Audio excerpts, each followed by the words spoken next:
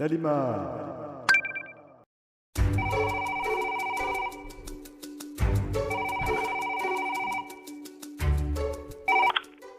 Eh bien bonjour, c'est l'équipe d'Anima et aujourd'hui on se retrouve chez Safran Réosc pour rencontrer Monsieur Ruche car on a quelques questions à lui poser.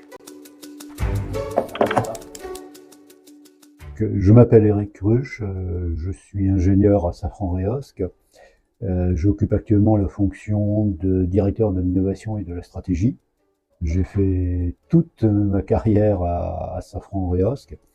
Ma formation est celle d'un ingénieur opticien à Safran Réosc. On travaille dans le domaine de l'astronomie et du spatial. C'est le slogan que l'on a dans notre société Réosc, les pieds sur terre et la tête dans les étoiles. Bon, s'il fallait en sortir qu'un de l'ensemble, je dirais le projet des grands miroirs de 8 mètres du Very Large Telescope. C'était un projet extrêmement excitant depuis le départ et de dire on réalise le plus grand miroir du monde.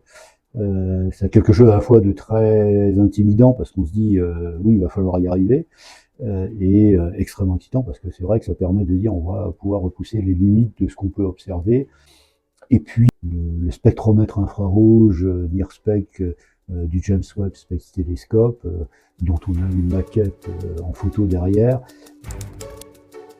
Le projet Euclide, à l'intérieur donc de Safran Réosc, nous on s'est occupé du polissage du miroir primaire du télescope. Donc, le miroir primaire du télescope, c'est le grand miroir de l'instrument. C'est celui qui va collecter les photons qui arrivent et ce grand miroir va servir à les focaliser à l'intérieur de l'instrument vers le détecteur.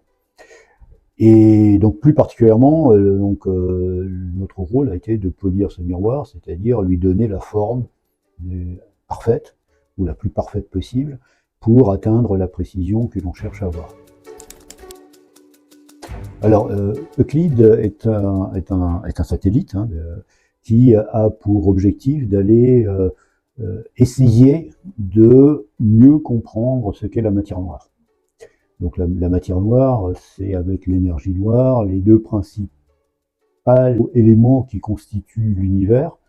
Et on dit noir parce que simplement on ne sait pas ce que c'est. Voilà. Alors un projet spatial, c'est une aventure au long cours, et les études sont extrêmement longues, ça peut prendre plusieurs années. Donc l'ensemble du projet dépasse largement les 10 ans pour un projet de ce type-là, qui est très ambitieux en termes d'objectifs scientifiques et très difficile au niveau technique. Je pense que la durée de vie va pas être liée à l'obsolescence. Un satellite va avoir une durée de vie limitée du fait des défaillances qui vont y avoir, et les défaillances sont liées essentiellement à l'électronique. L'optique lui-même, le télescope, lui, pourrait fonctionner des centaines d'années avant qu'il rencontre un problème. Par contre, l'électronique est beaucoup plus sensible à ce qui se passe dans l'espace, en particulier les radiations. En général, un instrument scientifique va avoir une durée de vie comprise entre 5 et 10 ans de fonctionnement avant d'avoir des défaillances.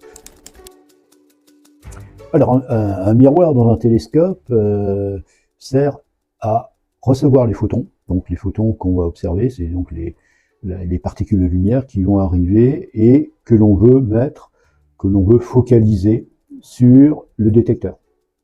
Donc, c'est comme un appareil photo.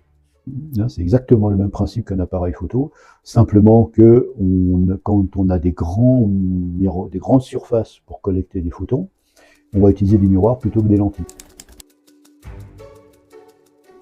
Moi, personnellement, je pense que oui, que l'argent que l'on met dans le domaine scientifique n'est pas perdu. Donc, toute recherche fondamentale, on ne sait pas à l'avance à quoi ça va pouvoir servir. Mais on sait forcément qu'il y aura des retombées. Il y aura des choses qui vont dans 10, 20, 30, 100 ans être le résultat de l'argent que l'on a mis dans la recherche actuelle.